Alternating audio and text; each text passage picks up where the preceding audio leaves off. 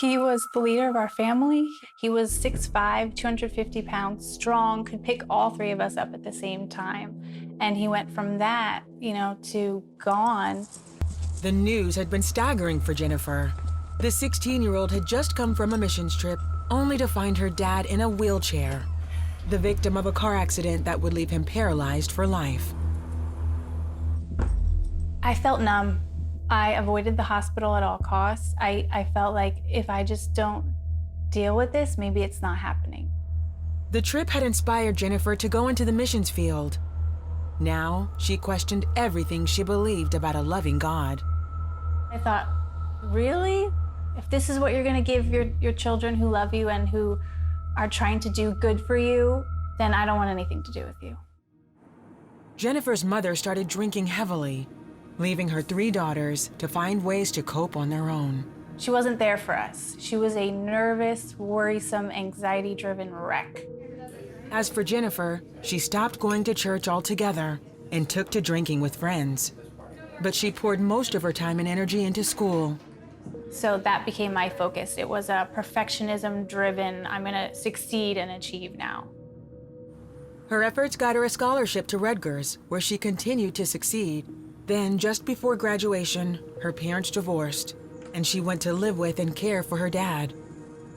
She graduated, but her occasional drinking became a regular ritual. I didn't want to feel pain. I didn't want to cry over my dad. I didn't want to cry over my family. I didn't want to feel that loss and that pain, so I just covered it up. Then her younger sister moved in just off a stint in drug rehab. Unwilling to give up her habit, she dragged Jennifer down into her world of addiction. She quickly convinced me to start sneaking into my dad's room at night and taking his synthetic heroin, Oxycontin. Jennifer started shooting up heroin and eventually meth. It makes you feel like it's the missing link, like it's the piece to your puzzle that you've been searching for your whole life. It is so overwhelming and strong, and nothing compares to that feeling, that rush. For 6 years, Jennifer moved around going from job to job, having run-ins with the law and fighting addiction. I was running from God. Little pieces of me started to fade away, and I became completely numb, desensitized to anything going on around. During that time, she made several attempts to rehab.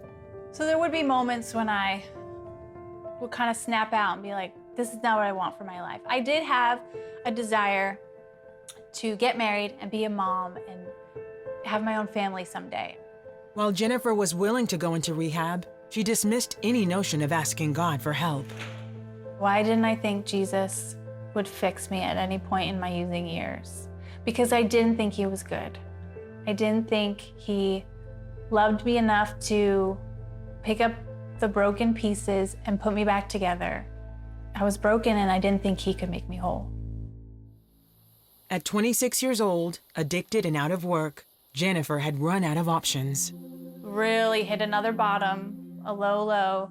Tired of life, tired of using, tired of not having money, tired of being in a fog, tired of not feeling well physically, tired of being scared. A year earlier at her older sister's wedding, one of Jennifer's aunts told her about a healing ministry in Georgia. At the time, Jennifer didn't give it much thought.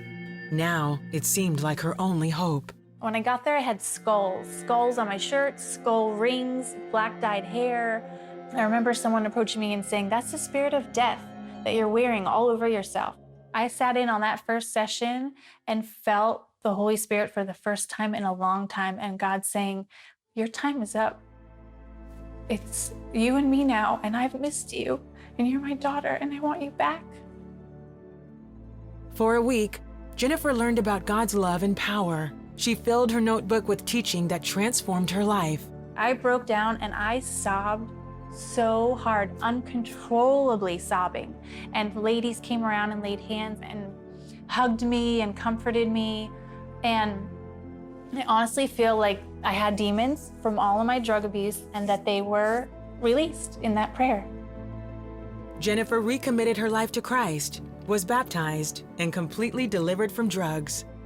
She returned home to New Jersey to serve time for a previous drug charge. In jail for 3 months, she learned more about God.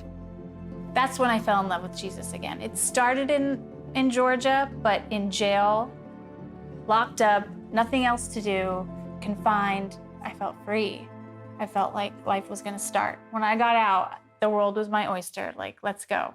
I'm back.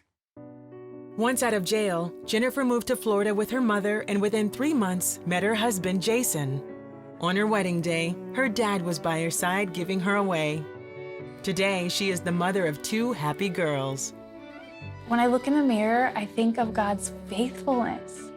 I was trying to fill the hole in my heart and the broken pieces from life with the world, but only the Father, Son, and Holy Spirit can fill that. So he filled that in me, and I find refuge in that and comfort, and I'm full.